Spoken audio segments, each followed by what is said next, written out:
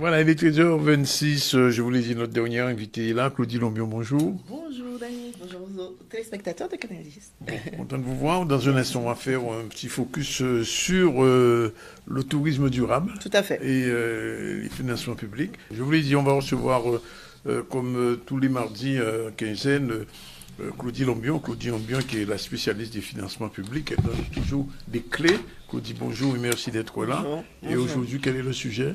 Le tourisme durable. Tourisme durable. Générique, c'est parti.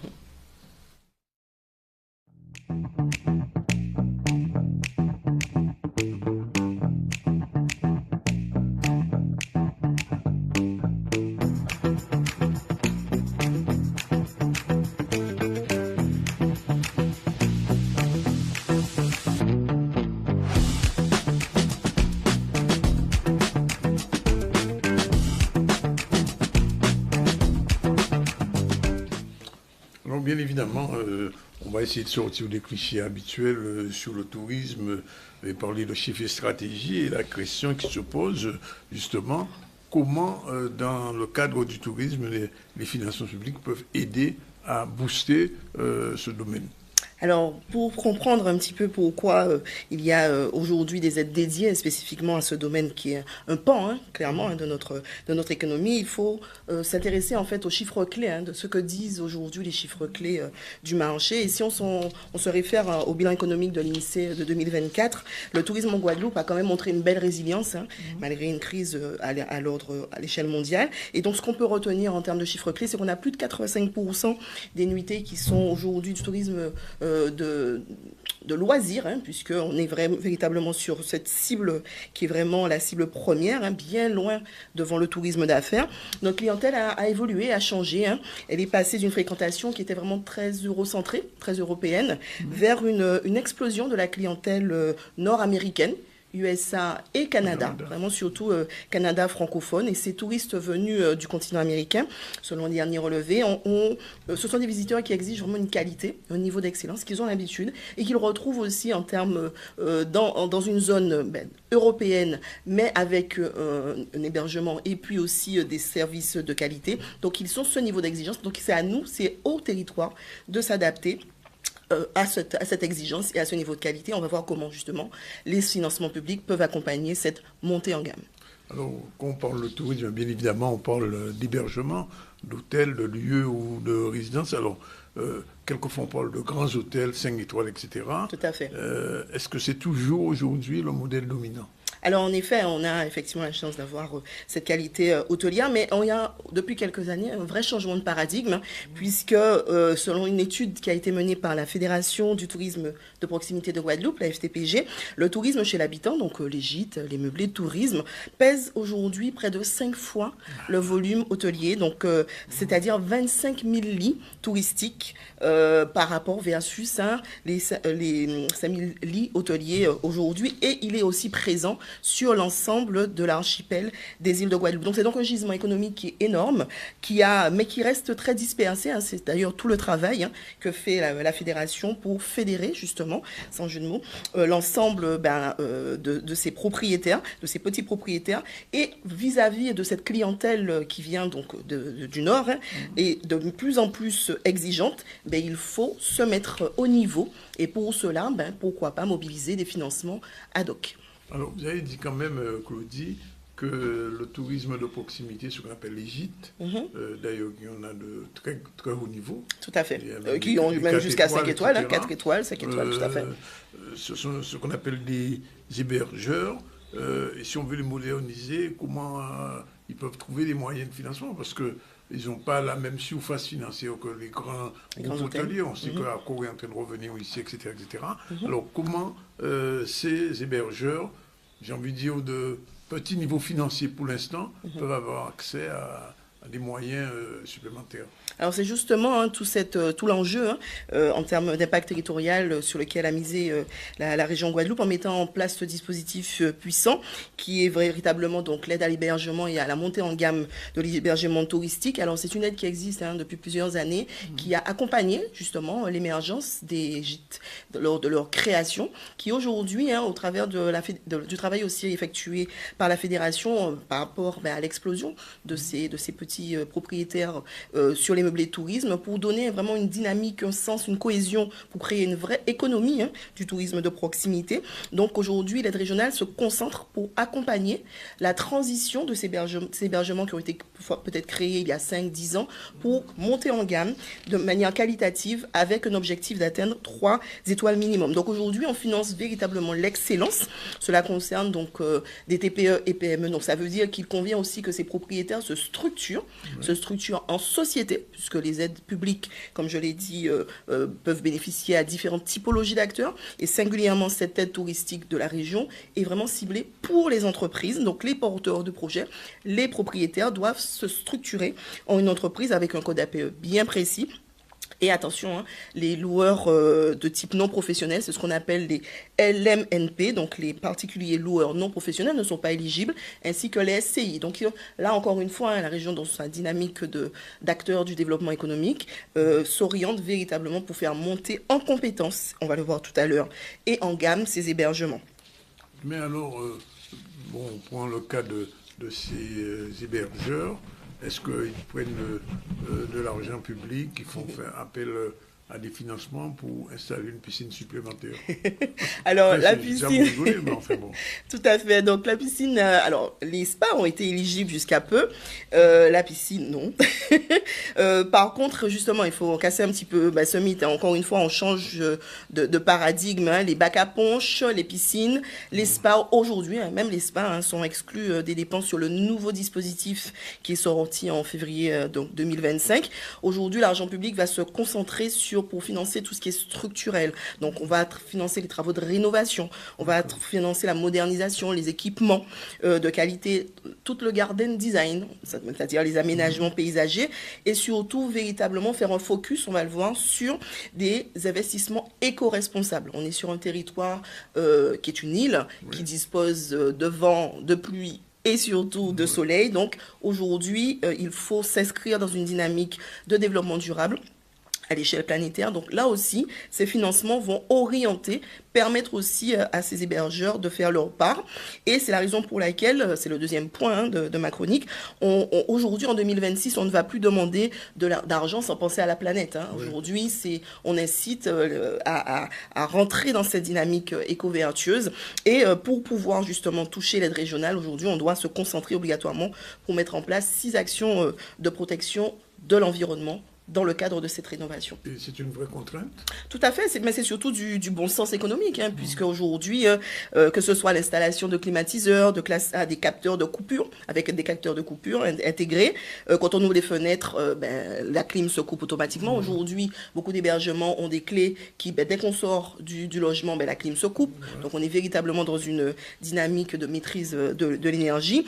L'éclairage en LED, 100% LED, on passe aussi dans une dynamique vertueuse en termes d'économie circulaire, la mise en place du tri des déchets, de l'isolation thermique, tous ces types d'investissements qui vont rendre en fait les hébergements éco-responsables vont entrer dans une dynamique d'ingénierie intelligente, et donc l'aide va financer des investissements qui vont ensuite, in fine, induire des baisses sur les factures, tant sur l'eau que sur l'électricité. Donc en fait, c'est du gagnant-gagnant. C'est un investissement à long terme pour mettre en place des hébergements et une dynamique économique beaucoup plus vertueuse. Alors, quand le touriste arrive ici, même si on fait quelquefois, on prend le touriste avec le sac au dos, le touriste aussi qui veulent bouger, se déplacer, qu'est-ce qui est proposé? Est-ce que les aides peuvent aller en ce sens? Tout à fait. En fait, il y a 2 aides régionales spécifiques. Une qui va accompagner beaucoup plus l'infrastructure, la montée en gamme des hébergements touristiques, des meublés de tourisme, et une autre aide qui est vraiment plutôt axée sur les produits et les services qui sont proposés tant dans le secteur du tourisme vert, du tourisme bleu, donc des activités de nautisme, mais aussi de la culture et du patrimoine. Donc vraiment des porteurs de projets, là aussi, qui peuvent permettre de mettre en place, parce qu'aujourd'hui, surtout cette clientèle nord-américaine recherche de l'expérience, en fait. Quand ils viennent, ce sont des clients qui aussi, en termes de niveau de vie, vont aussi vouloir investir et vouloir aller à la rencontre de la population. Et c'est aussi ce que propose ce tourisme de proximité. C'est ce en quoi la région aussi va accompagner à faire émerger. Donc on est, comme pour l'aide précédente, j'ai omis de le préciser précédemment, on est sur des projets avec un plafond maximum de 500 000 €, avec une aide qui peut aller jusqu'à 35%. Et petit bonus, on l'a vu sur les différentes vidéos qui s'affichent, un petit bonus de 5% si le gérant a moins de 40 ans. Un bel engagement. Non, mais c'est pour la relève. Hein. Oui, on organise la relève la économique de nos territoires. On incite effectivement les nouvelles générations à prendre à bras le corps. Et ça, j'œuvre au maximum à faire comprendre aussi cette dynamique aux jeunes générations. Donc, cette aide va véritablement proposer d'accompagner l'émergence de produits touristiques d'expérience permettant d'accompagner la montée en gamme des hébergements. Ça signifie que si on veut créer, par exemple, un parc de loisirs éco-responsable ou un circuit patrimonial, il peut avoir une aide Tout à fait, tout à fait. C'est tout à fait dans le scope, à condition, bien sûr, que le projet possède un caractère innovant, il soit vecteur d'attractivité. Hein. On parle encore une fois d'entreprise, donc de business model. On y revient. Hein. Chaque fois, j'y reviens. On est véritablement sur un business model qui génère, en tout cas, un chiffre d'affaires, qui a un pouvoir, en fait, attractif. Et donc, il faut quand même qu'on puisse financer, in fine, une activité qui se pérennise dans le temps. Donc, cette aide va financer des études de faisabilité, des études de marché, des aménagements, des équipements dédiés, des supports de communication. C'est vraiment l'idée de créer cette expérience pour ce tourisme avec les différents pans de notre population et de notre économie et de notre patrimoine. Aujourd'hui, le carnaval bat son plein. Et un produit qui serait lié à la mise en place de sensibilisation, d'immersion de ces touristes pour faire découvrir aussi notre culture serait totalement éligible à ce type d'aide. Oui. Un petit mot quand même sur ce qu'on appelle l'effet incitatif. Alors tout à fait, donc je l'ai dit effectivement dans les différentes chroniques, l'importance que quand on veut mobiliser un financement public, attention, il faut procéder à sa demande avant tout démarrage de l'opération. C'est ce qu'on appelle l'effet incitatif de l'aide. En clair, avez-vous, oui ou non, besoin de cette aide? Donc, les erreurs qu'on retrouve assez fréquemment, c'est d'engager les dépenses et se dire, ah oui, effectivement, des aides, on fait une pause, on va faire... Non, c'est trop tard, en fait. Il faut véritablement, encore une fois, ça se prépare en amont, la mobilisation du financement. On mobilise, on met en place l'ensemble de ces dépenses, du plan de financement du projet, du budget du projet, comment on va le financer et si oui ou non on va aller mobiliser du financement public. Donc ne jamais commencer les travaux, signer des devis, signer des contrats de fournisseurs, acheter du matériel avant d'avoir formalisé cette demande et introduire. Et petite astuce, une fois que vous l'avez déposé, à J+1. À J+1, vous pouvez entamer, si vous le souhaitez, parce qu'encore une fois, on est en train de financer au travers de ce type de financement des projets qui sont dans une dynamique de construction. Donc, on ne monte pas, normalement, des projets pour les subventions. On monte un projet parce qu'on a un projet de développement et de produits à développer ou de services, et il se trouve qu'il peut être éligible à un certain type de financement. Alors, comme d'habitude, pour ce genre de projet, comme tous les autres qui ont été présentés ici, il ne faut pas être rond, mais il faut être carré. Il faut être plus que carré, vraiment angulaire. Il faut être vraiment à 90 degrés, puisque là encore, le niveau d'exigence est élevé, les contrôles effectivement sont importants de la collectivité régionale. Le déblocage et le solde des projets ne se fait évidemment qu'après contrôle effectif, non seulement de la réalisation de l'opération et de tous les types d'investissements. L'obligation de publicité, bien sûr, avec le logo de la collectivité régionale, et surtout le respect de cette montée en gamme qui aura été respectée, à savoir atteindre un minimum de 3 étoiles. Et si l'hébergement était déjà à ce niveau-là, il faut qu'il passe au niveau supérieur. Et donc, c'est tout le sens. Aujourd'hui, le cabinet a peu accompagné aujourd'hui les porteurs de projets au montage de ces subventions de A à Z. Mais il faut véritablement, je dis souvent, se former pour performer. Et c'est tout le sens aussi du partenariat que nous avons mis en place avec la FTPG, pour accompagner les membres de la Fédération du tourisme de proximité de Guadeloupe à cette montée en compétences pour mieux comprendre ce qu'est un business plan, parce qu'encore une fois, je vous ai dit, ça peut être des porteurs de projets, monsieur tout le monde, qui décident de structurer. Et les aides ne sont mobilisables que par des entreprises. Donc, il faut à un moment donné comprendre comment fonctionne une entreprise. Et je me permets, Danick, de faire ce petit clin d'œil à la présidente que tu connais, Olivia Ramoutard, qui fait un travail ici, tout à fait exceptionnel. Tout à fait, pour fédérer l'ensemble des porteurs et des hébergeurs sur l'ensemble des 5 îles, avec toute son équipe et ses 400 membres. Voilà. Et donc, pour faire information, pour l'aide à l'hébergement, il est désormais exigé dans le cadre de l'aide pour en bénéficier, d'avoir suivi une formation, une sensibilisation au meublé tourisme. Et c'est ce partenariat qu'on a mis en place, puisqu'aujourd'hui, le tourisme, c'est un vrai métier.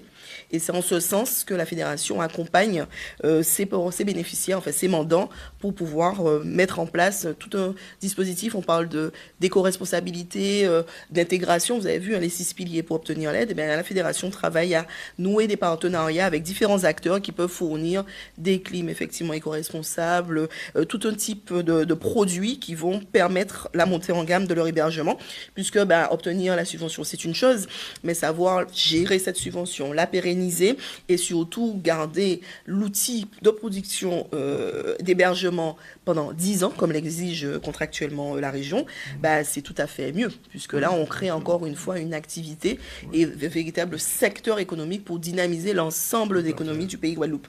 Donc, c'est un peu tout le sens de nos formations qui sont certifiées Calliope pour, encore une fois, décoder ce labyrinthe administratif et comprendre encore mieux la langue de la gestion d'entreprise. Et donc nous allons très prochainement, tout au long de l'année 2026 et au début du trimestre prochain, mettre en place tout un programme de formation pour les membres de la FTPG. Alors en résumé, pour le tourisme durable et obtenir des financements, il faut exactement suivre la méthodologie. C'est classique, ça, orthodoxie. Orthodoxie, ne pas se lancer dans des dépenses et puis après penser qu'on va être remboursé. Tout à fait. Ne pas perdre ses factures non plus.